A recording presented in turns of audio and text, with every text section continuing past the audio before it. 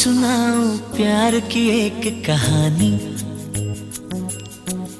एक था लड़का, एक थी लड़की दीवानी।